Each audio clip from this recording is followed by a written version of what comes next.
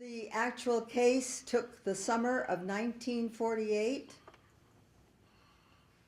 In June, July, and so on. And finally, August the 3rd of 1948, the Supreme Court of New Mexico, after discussing the case, and he writes here, the State Supreme Court of New Mexico discussed the issues of Indians not taxed and constitutional justice extensively before making a ruling in this case.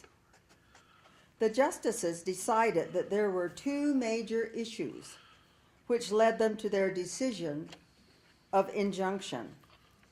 The first was discrimination under the 14th Civil Rights and the 15th Racial Suffrage Amendments.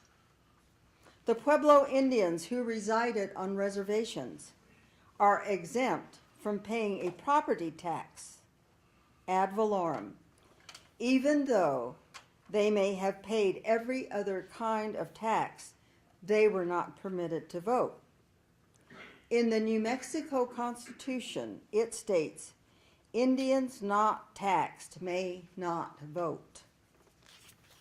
Although they pass every other qualification. However, it goes on to say any other citizen, regardless of race, in the state of New Mexico who has not paid 1 cent of tax of any kind or character, if he possesses all the other qualifications, may vote. So there certainly was a discrepancy in the law as it was written. The state Supreme Court judges concluded this was unconstitutional because it violated the 14th and 15th Amendments. How could the state of New Mexico justify letting people who pay no tax of any kind vote while not letting Indians not vote because they don't pay a property tax?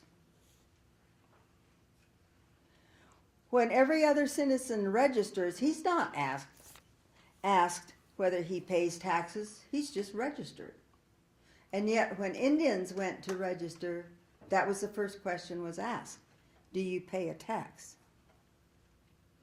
And so the Judge Phillips in this case, said, how can you escape the conclusion that makes a requirement with respect to an Indian as a qualification to exercise the elective franchise and does not make that requirement with respect to the members of any other race is beyond me. I just feel this conclusion is inescapable.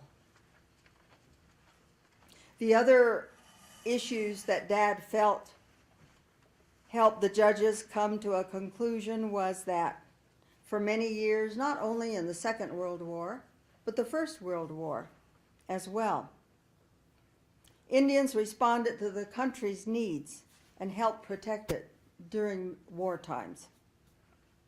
They have contributed in manpower for military forces and purchased war bonds when at the time many only had a token citizenship. Why should an Indian who answers his country's needs be deprived of the right to vote?